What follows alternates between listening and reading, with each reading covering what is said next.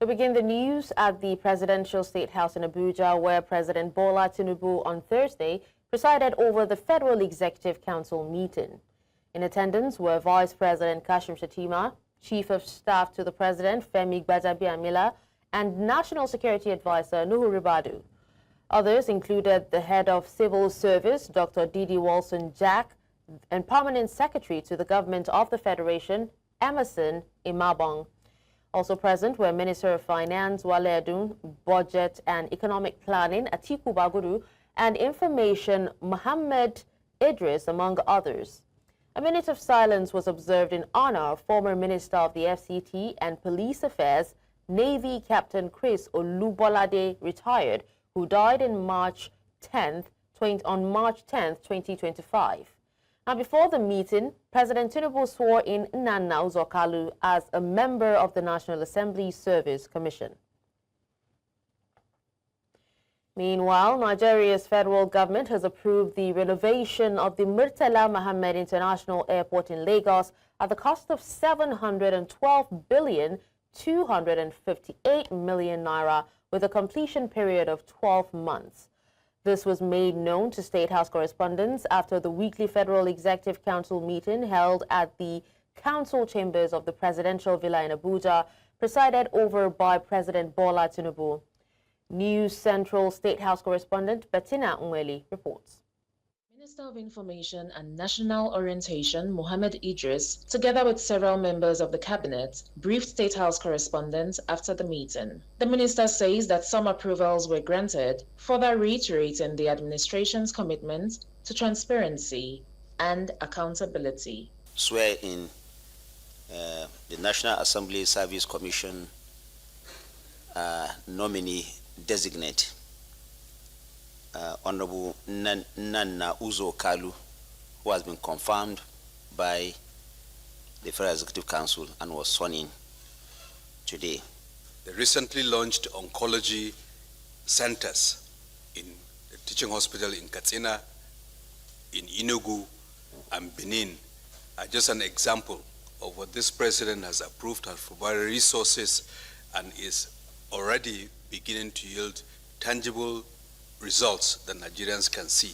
And so today, FEC approved, the review of, project in Boronu and Adamawa, and that's Bunuma Road project. And it was initially awarded in 2020, 45 kilometer, 15.43 billion. And today is being reviewed to 61.763 billion. Top on the agenda was a briefing by the Ministers of Power, Aviation and Tourism, who provided status reports on the National Grid Recovery Plan, airport renovations, and implementing a cultural village in every state. The first is actually the approval of the award of contracts for the engineering, procurement, and construction services for energizing education program under the special intervention of the Renewed Hope Infrastructure Development Funding. Murtala Mohammed International Airports, we have decided to strip it down for total rehabilitation. So this is not the patchwork we used to do before, where we just do some patchworking of sections and all of that. The total rehabilitation would mean, just for transparency, to let the public know that we are going to strip it down to only the carcass and then do the complete M&E again, mechanical, electrical, plumbing, everything, to have a brand new airport. So for every state, we are proposing the Renewed Hope Cultural Village, which looks to capture this creativity within that state. Today's session marks the final FEC meeting for the month of July and sets the tone for the administration's accelerated second half implementation strategy in 2025. In Abuja, for News Central, Bettina Nweli. Joining us now is News Central State House correspondent Bettina Nweli, who covered Thursday's Federal Executive Council meeting. Bettina, thank you for joining us. Now let's start with the big picture, Bettina. What were the key takeaways from the FEC meeting yesterday?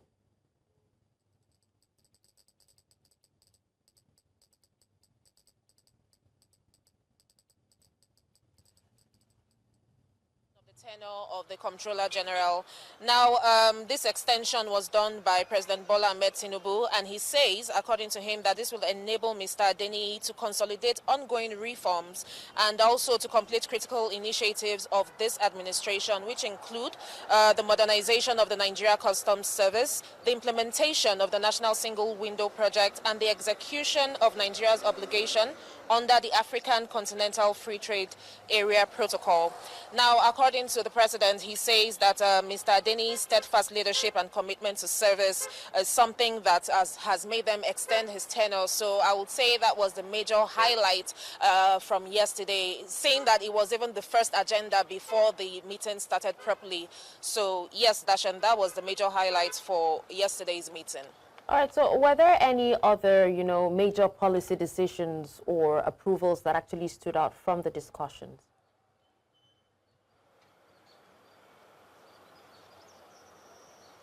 Absolutely. More than a couple of policy decisions were made at the meeting yesterday.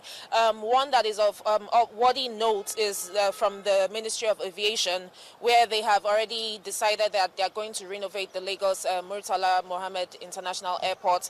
Now, according to the Minister of Aviation, they presented two memos. One particular memo contained a number of propositions and then approvals. And then afterwards, the turn of the aviation is to get attention from the Renewed Hope Infrastructure Fund, and they expressed gratitude to Mr. President for actually giving them the go-ahead to go through with what they want to do. Now, according to the minister, he says that this rehabilitation, upgrade and modernization of the International Terminal 1 in Lagos is something that they're going to do from scratch. It's not the normal patch that they've been doing in the past. So this means that it's going to be apparently a skeletal form of the airport that will be left remaining while they rebuild everything scratch by scratch, step by step, to make sure that that functions properly. We also heard from the Ministry of Health. The Minister of Health spoke about the government paying attention to oncology centers being built around the country so that people that have to battle with the menace called cancer don't have to go as far as traveling outside of the country to get treatments. That is something that is also underway. And then finally, we also heard from the Minister of Tourism talking about having a cultural village in every state in Nigeria. Now, I think that that is a brilliant idea because it's going to promote culture and tourism within the country in general. So I would say that a lot of policies and decisions made yesterday were things that were absolutely necessary for the growth of the country. Okay, Bettina. Now, we've also noticed a shift, because usually FEC meetings traditionally held on Wednesdays, and now it's taking place on Thursdays. Is this part of a broader change or shift in scheduling, or it's just about flexibility?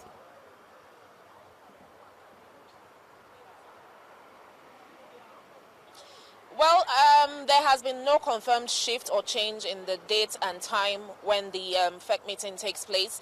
I think what has happened over time is just a lot of activities taking place at the presidency, and they have to now fix a time for such meetings to hold because they are important. But we have been told that the next meeting will be on a Wednesday, as it should be, so we'll look forward to that. All right, well, thank you so much, Bettina, for that update. Meanwhile, the National Economic Council has called for stronger state emergency management agencies across Nigeria and urged the release of emergency funds to tackle looming flood threats. This resolution followed a presentation by Director General of NEMA, Zubaida Umar, during the Council's meeting on 2025 flood preparedness. In a statement issued by Stanley Nkwacha, Senior Special Assistant to the President on Media and Communications, NEC called on the Federal Ministry of Finance to release funds urgently.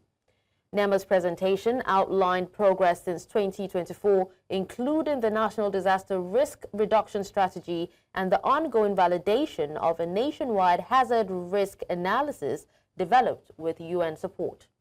The Council says early action is critical to minimizing the humanitarian and economic impact of this year's anticipated floods. federal government has launched the Leadership Excellence in Africa's Public Sector Program, also known as LEAPS, to enhance governance in the management of public finances. The program, driven by the African Capacity Building Foundation, responds to the growing demand of transformative leadership across Africa's public institutions in order to improve budgeting as well as the management of public finances. News Central's Aishat Salihu has the details. Driving impactful change in Nigeria's public sector with focus on financial management has been described as key in aligning tight fiscal reforms for effective and unique priorities from economic diversification to inclusive governance. The LEAPS program, pioneered by the African Capacity Building Foundation, is more than a training initiative. It is a clarion call to redefine public sector leadership across our continent. In Nigeria, a nation central to Africa's economic and democratic landscape, the demand for visionary, innovative, and ethical leaders have never been greater. Our public service is the backbone of governance. The IMF, the World Bank are addressing technical issues around PFM. So we decided that managing public finance is not just about knowing the techniques. What is it, first and foremost, is to be able to lead people, is to be able to make people do what is right, to make people think what is right. With Nigeria joining other African countries like Cote d'Ivoire, Ghana, Kenya, Senegal, and Zimbabwe on the LEAPS program, stakeholders in the sector believe that once implemented, a better approach towards leadership and management of the public financial management reforms will be possible. Nigeria is an important country of operation for us, so is Ethiopia and other African countries. So this is really the context we work in, and our team plays its part by ensuring that the public financial system can work better for the people more efficiently and avoid wastages. This program is designed to support the reform process of the public sector, especially the senior officials who are in the heart of the reform implementation. They have some technical skill, but sometimes to be able to effectively conduct reform, you need also some soft skill capacity. The LEAPS program aligns with the Africa Union 2063 agenda, equipping leaders to champion a prosperous and resilient Africa. In Abuja, for News Central, Aishat Salihu. We go on a break now. When we return, we'll tell you that Nigerian Army arrests suspected gun runner in Wukari, Taraba State. Stay with us.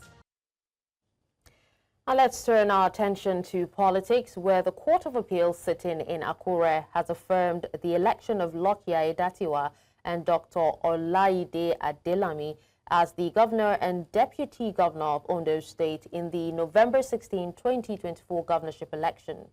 This was sequel to the dismissal of the appeals of some political parties against the judgment of the Ondo State Governorship Election Petitions Tribunal of June 4, 2025, which affirmed the election of the All Progressives Congress candidates.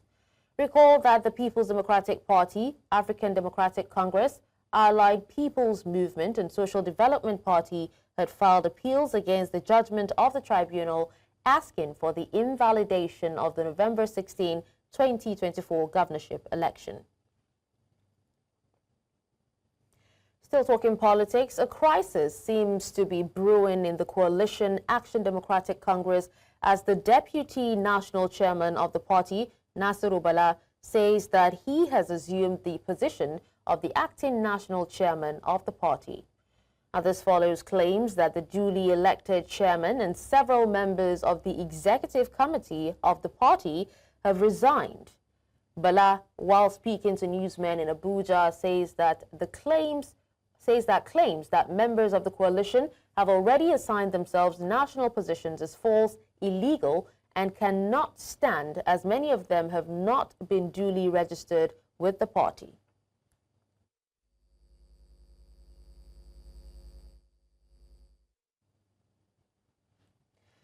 The legislative arm of Wukari Local Government Area of Delta State has suspended 3 serving councillors over alleged acts of misconduct. At a plenary session presided by leader of the legislative arm, Prosper Ajero, it was announced that the affected councillors include Oke Festus Inana, Orogun Ward 9, Oke Isoje Agbaro Ward 20, and Collins Ogene Broe Agbaro Ward 2. The House cited gross misconduct and breach of the oath of secrecy as the basis for the councillor's suspension, and those affected have been instructed to refrain from all legislative activities pending the outcome of an investigation by an ad hoc disciplinary committee. News Central's correspondent Austin Azu has been following the story and joins us now with the latest. Austin, it's good to have you.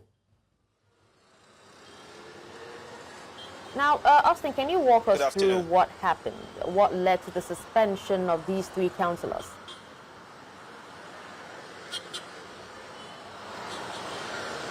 Okay, from what you rightly stated earlier on, their suspension was based alleged on misconduct and however issues relating to, divulging the information of the House to the public. And of course, the House have their own ground norms, and what they stated that the councillors, in quotes, has breached the House rules, hence the heavy gavel was heated on them, and hence their suspension was pronounced by the leader of the House. So it's really quite pathetic for those lawmakers at the grassroots level, and not only them as well. People at the grassroots level can no longer have access to governance, and of course their impact at the local government areas will no longer be fed, because now their voices have been shut, and indefinitely the investigation, nobody knows when the outcome will likely going to be like. So the people at the grassroots, precisely in those words you mentioned, are going to be lacking governance at this point in time. Absolutely. Now, Austin, the House also cited, gross misconduct and breach of oath of secrecy. Do we know what specific actions triggered these allegations?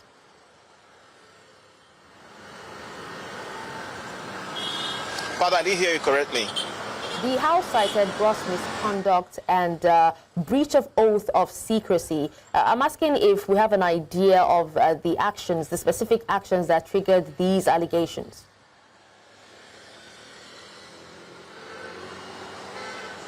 Yes, there are some information we gathered from reliable sources that the suspended councillors, they actually demanded some of what they needed to have been able to deliver to their people at the grassroots level, talking about constituency projects. Of course, the state, local government and councillors here in Delta State just marked their 1 year in office about a few weeks ago, and some of them have been lamenting that in their local government areas, in their communities, in their wards, nothing to show for it. So most of them started pushing that they should be considered, they should be given the necessary financial assistance for them to go to their wards level to go and implement this constituency project. So vis-a-vis these some of the issues that we gathered that triggered or perhaps might be the primary motive behind their suspension.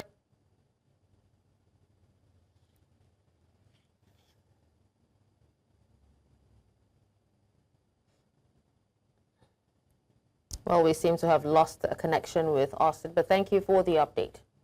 Away from that, the Natural Oil and Gas Suppliers Association of Nigeria is warning that Dangote Refinery's plan to bypass traditional distribution channels could trigger nationwide disruptions.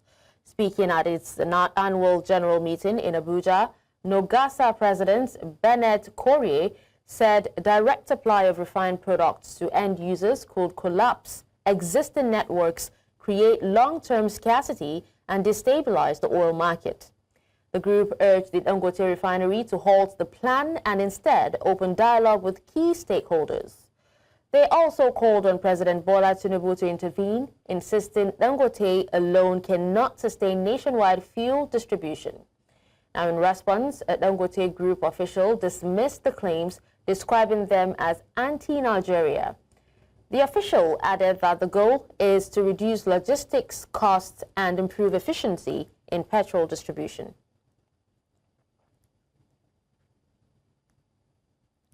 Joining me now to shed more light on the ongoing tensions between Nogasa and the Dangote refinery is the chairman of the Independent Petroleum Marketers Association of Nigeria, Alhaji Abubakar Garima.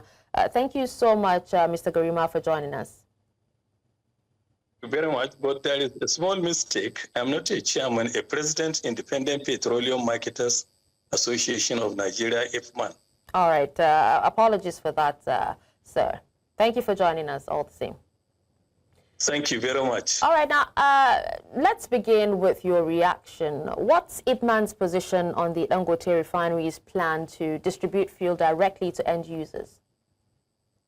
Well, it's a very fantastic plan to us, and we are in support of the plan. Already, we started registering our members to participate fully in the key of fuel distribution to the various filling stations. Hello, sir. Can you hear me? Yes, can you hear me? Oh, okay, yes, absolutely. So, but Nogasa says that, this could lead to scarcity and also collapse existing supply channels. Do you share that same concern as well? Well, in fact, that is what Nogasa have said. But we independent petroleum marketers, the owners of almost 80% of retail outlets in the country, actually we supported the program. And we have already started registering all our members to key into the program for the success of the business. So Dangote Group also argues that, the move is to cut logistics costs and also make distribution more efficient. So are you still saying that that is a good thing for the market? Definitely. Have you had masses complaining? Have you heard those who has filling station complaining? We are the owners of the filling station. We know the terrain of the business. That is the reason why we supported the program, so that to make availability of the petroleum product to all our filling stations all over the country. At the same time, he promised that he is going to reduce the cost. So if the cost is being reduced, definitely we independent petroleum marketers, it means it's just like to use a small capital to go and purchase the product compared to the way we have to carry our trucks to go there and load, at the same time to follow these Nigerian roads to come and discharge the product inside our filling station. So by the time when you have somebody who say he can carry the product to your doorstep, he has done a lot to you, and we are waiting. Well, while he has actually said that, has IPMAN had any direct talks with the refinery about how you would be involved, or even marketers would be involved in the supply process? Yes, already we are in contact with Dangote. We are already in contact with Dangote directors. So we have started discussing the way we can be able to be carried along in the program. All right. So now, if on the flip side, Dangote moves ahead without involving stakeholders like IPMAN and also Nogasa, what kind of disruptions do you foresee? No, definitely, there is no way Dangote can do that program without independent petroleum marketers. Because we are the owners of filling station. I tell you, 80% of filling station is owned by independent petroleum marketers. All right. So just, tell us, how can all sides, come together, including Nogasa, work together for a fair and stable fuel supply system moving forward? Well, in fact, up to now, I didn't know the problem of Nogasa, but they can go and address their problem if they have any problem with the Dangote refinery. But as far as we are concerned, we independent petroleum marketers, we doesn't have any issue on that. Okay. Well, thank you so much, Alhaji Garima, for your time. Thank you very much. Away from that, as Nigeria inches closer to the 2027 general election, experts are warning of a possible surge in misinformation and disinformation fueled by the growing sophistication of generative artificial intelligence. Now, speaking in separate interviews with News Central Sagir Ibrahim, stakeholders, including policy advocates, communication specialists, and civic tech leaders, raised concerns about how unscrupulous political actors could exploit AI tools to mislead the public and manipulate the electoral process. They cite rising use of AI-generated videos and cloned voices to mimic reality, warning that if left unchecked, this trend could lead to voter confusion, public distrust, and possibly incite violence during the polls. They are now calling for a robust AI governance framework, legislative reform, and urgent public awareness to combat what they describe as an evolving threat to Nigeria's democracy. AI is going to play a key role, and it's not going to be, it will be unbecoming for us to assume that it's going to be only for positivity. No. So I think the first step is INEC need to provide leadership, the society. There should be a very serious deliberation, roundtable discussion with a view to design a framework, a legal framework for AI governance. Imagine a situation where AI gives you an audio that sounds exactly like someone that's a very popular figure saying something very absurd, and there is no verification model for. So that WhatsApp sharing system is quite scary. I think we need to also learn that not everything can be legislated. We shouldn't legislate everything. We can't legislate free speech. The best we can do is to ensure that there's a social responsibility used for it. So if we can educate the polity, it becomes a bit easier for them to be sanity there. We need to draw social media platforms that any AI video should have a disclaimer. If a creator creates any kind of AI content, the person should not be able to upload without accepting to the terms and saying, this is, why is that so? So that anybody engaging it will clearly see it. If you decide that this video is going to mislead you, it's because of your own bias. There's need for political education, civic education, and also a level of literacy for people to understand how to distinguish between a lot of these fake news and a lot of these AI generated images and contents. On News Central correspondent Sagir Ibrahim joins me for more on this. Hello, Sagir. Thank you for joining. Can you elaborate what the concerns on the use of AI ahead of the elections are, and also why the concern is coming at this time? Good afternoon, Daphne. Thank you so much for having me on the news. So the issue stems, of course, from the 2023 general elections and some of the nuances that shaped that election, particularly concerning misinformation and disinformation, and also how the misinformation and disinformation landscape was impacted. Of course, we saw reports following the conclusion of that election from different civil society organizations and other stakeholders, which talks about the array of misinformation and how most of them have begun to be impacted by generative AI. And now the concern is, considering the fact that the 2023 election is 2 years gone, they began to see the use of AI-generated content, synthetic audios, deepfakes, and all of that being perfected with the use of AI. These concerns are rising considering the fact that over the past 2 years, AI-generative capabilities have improved so much so that it can now accomplish near real scenario situations, videos, and likewise images. So the concern of these stakeholders basically is on the need to raise awareness and also raise the alarm for INEC and for other stakeholders involved to begin to prepare themselves, for what the disinformation or misinformation landscape is going to look like ahead of 2027, and also prepare their minds in terms, of policies and how to tackle these issues so it doesn't lead to the spread of misinformation, of course, which we know is responsible for a lot of chaos and violence which we see break out during electioneering periods. All right. Now, in the course of your interviews, what were some of the suggestions, by the experts on how INEC can practically deploy or even regulate AI ahead of the polls?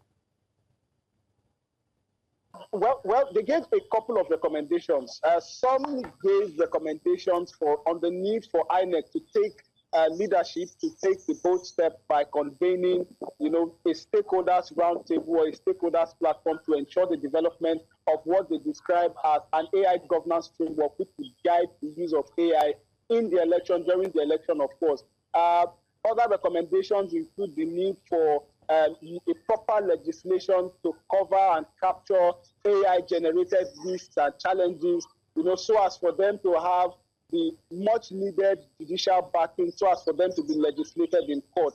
Others also called for the problem to be addressed using other means, considering the fact that legislation will not be the only way to address this issue, and also considering the fact that some of these AI-related and AI-generated content are spread on social media. Now, considering the scope and the scale of the use of social media, it is understood that most people rely on information coming from friends and family and familiar faces.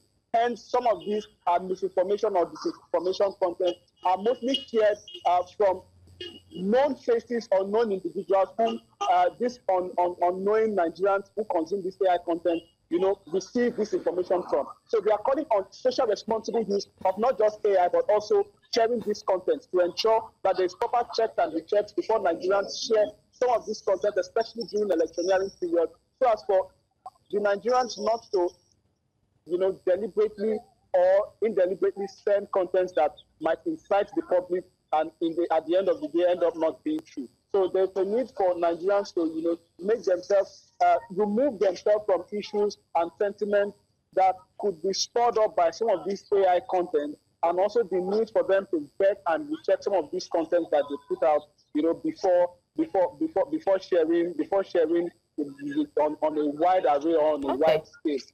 They also raise issues concerning the need for the government themselves to take responsive action, and considering that they hope that Nigerians will be prepared well enough ahead of the 2027 election, to address all of these issues and these concerns that they have raised. All right, Tiger. Now, speaking of the government taking action, are there any indications that the National Assembly are ready to step in, or even the regulatory bodies, they're ready to step in to legislate on AI misuse during elections? Well, as far as regulation goes, for the National Assembly, one low-hanging fruit that they can take advantage of course, is to make do of the current constitution review process and the reforms, the much-needed reforms in election and in the Electoral Act. This will serve as a low-hanging fruit for the National Assembly to capture all of the areas and all of the issues, or all of the challenges, that might come up from areas that were not initially captured. For example, AI in this case, the use of AI technology for several cases, including data collection, including data representation and interpretation, because like some of them mentioned, the use of AI itself is not a bad thing, but it now depends on who is using it and the intent that it is being used for. So the need for a proper legislative framework that will be captured by the National Assembly, and this time using the constitution review process, as an anchor, would definitely push the much needed reform that's needed. And on another case, of course, they had mentioned INEC itself in June had launched an AI department within its Information and Communication Technology Department, to address some of these issues. But at the moment, we do not know the shape and the form that that's going to take. We've made several contacts with INEC in order for them to grant us an interview. That has not been done yet. Hopefully, they will provide some clarity, to the scope of the work that this AI-driven department is going to be taking. But by and large, these are some of the ways and some of the guides that could help prevent the breakdown of misinformation and disinformation, especially using AI-generated content. All right. Thank you so much, Tiger, for the update. Pleasure. Thank you, sir. Away from that into security, troops of 6th Brigade Nigerian Army, in collaboration with the Department of State Services, have arrested a suspected high-profile gun runner in Taraba State. Now, the operation, carried out around Ambassador Roundabout in Wukari Local Government Area, led to the arrest of 29-year-old Bulyami Shuaib, a native of Belango village in Bulyami Local Government Area. According to the Army spokesperson, Umar Mohammed, the suspect is believed to be a major arms trafficker operating within the region. Items recovered from him include 362 rounds of 7.62mm special ammunition, one 7.62mm NATO round, over 842,000 naira in cash, a motorcycle, mobile phone, jewelries, and an ATM card.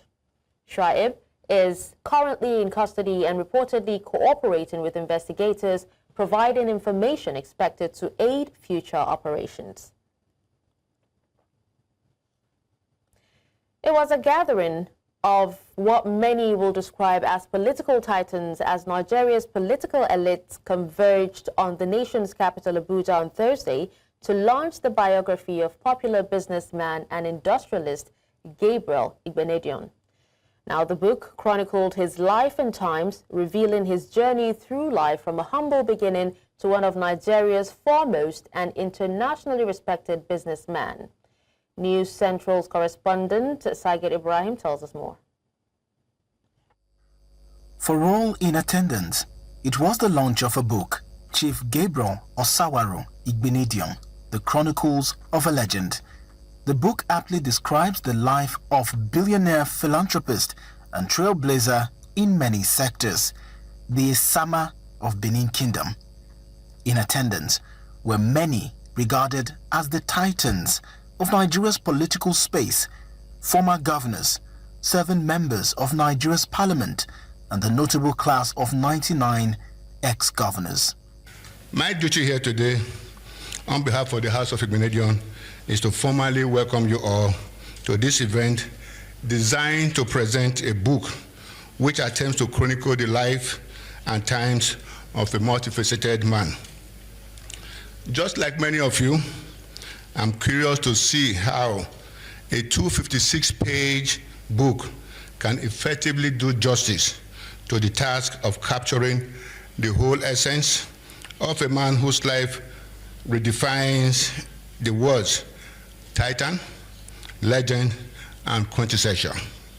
Many describe the strides achieved by the Esama and his contribution to Nigeria's development made visible by his impact on the lives of citizens.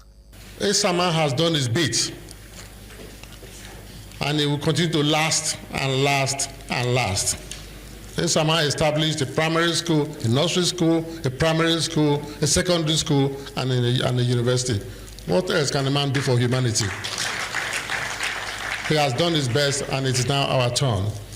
The Esama of Benin Kingdom is a father. Not just a father to his family, but is a father to all Edo children. Esama has contributed so much towards the social development of our dear state. He has created a lot of job opportunities for our teeming youths. A legend is a legend and will remain a legend. And the Esama of Benin is a legend. And we've come here to launch a book that chronicles the works and the life and the achievements, accomplishments, and the direction that was given by one of those whom we regard as the Esama of the world. There was also an opportunity to launch the book, for which the proceeds have been pledged to set up an endowment fund at the Igbenedion University. This, they say, will continue to impact on the lives of citizens. He's a father to all of us. In fact, after Chief Loki Nosaha Igbenedion, I'm his second son. Bright, I'm older than you, so you should know that. So between Ogidiga and yourself, I come somewhere there. And if I were to put or quantify the support and prayers that I've received from our father, I don't think I will be able to do justice to this assignment. This book is more than a biography. It is a compendium of resilience, innovation, patriotism, and service.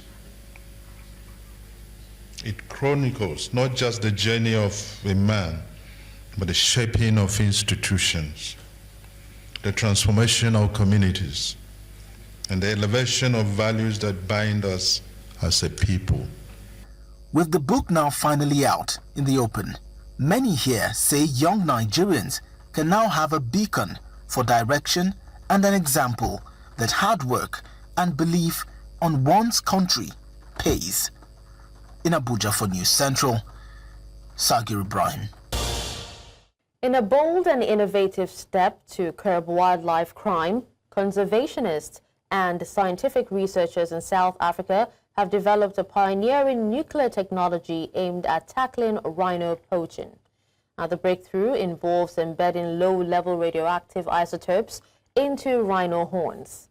These isotopes are harmless to the animal, but can be picked up by radiation detection systems at borders and airports worldwide, making it easier to track and intercept illegally trafficked horns. South Africa remains one of the world's hardest hit countries by rhino poaching, with 103 rhinos killed in just the first 3 months of 2025 alone. So this was done through simulations using our own detectors at Nexa, and this is part of the technology development that we did to make sure that at a certain distance the detector still goes off and that the radioactivity so this is where we started. What is the minimum activity needed? And then we worked back to see if that is safe. And then we tested that to be safe in the animals last year. If you wrap it in a blanket and you put it in a bag, the radiation travels from inside the bag to the detector. It's not stopped by any of the materials. Therefore, if it's in the bag, it will go through the detector in the nuclear infrastructure, that security infrastructure that is already at the airports. It will trigger the alarm, and you will be found that you're carrying illicit radioactive material, which is worse than traveling with horn, because now you are liable for trafficking radioactive material, which is carries the highest penalty that you can think of. Poaching crisis is ever present, and one of the essential parts of this Risotope project is an active communication campaign. The Democratic Republic of Congo and Rwanda have held their first official talks since signing a peace agreement in Washington on 27th June. Representatives from both countries met on Thursday in the U.S. Capitol, joined by international observers to begin implementation discussions. The accord, praised by the United Nations and African Union, promises respect for territorial integrity and an end to hostilities in eastern DRC, though concrete measures remain pending. Violence in the region escalated earlier this year with the fall of Goma and Bukavu to M23 rebels reportedly backed by Rwanda. Kigali denies involvement. Our separate declaration signed in Qatar this month includes a commitment to a permanent ceasefire. The eastern DRC remains volatile despite recent stabilization, with thousands displaced and humanitarian needs growing.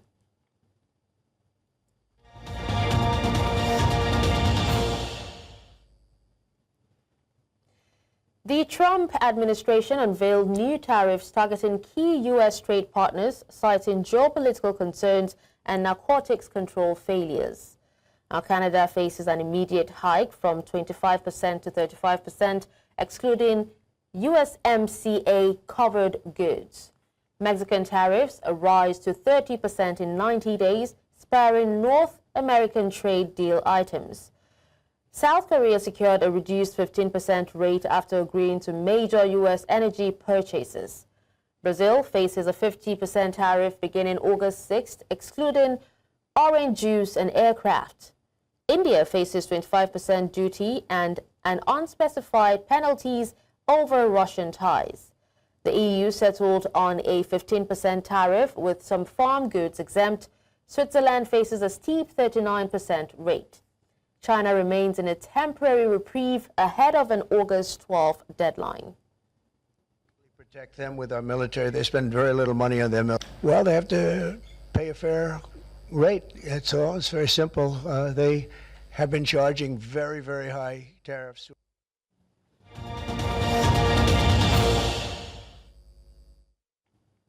In the world of sports, Gang Boy James claimed victory in the men's 10,000-meter final at the 2025 national trials held at Yabatech, Lagos, with an unofficial time of 30 minutes 54 seconds. Now, the long-distance runner, who had previously finished 7th in the under-20 CAA 3,000-meter event, delivered a composed and determined performance to finish ahead of a strong field. Gang Felix came in second place, while David Gang finished third. The race was part of Nigeria's selection process for upcoming international competitions.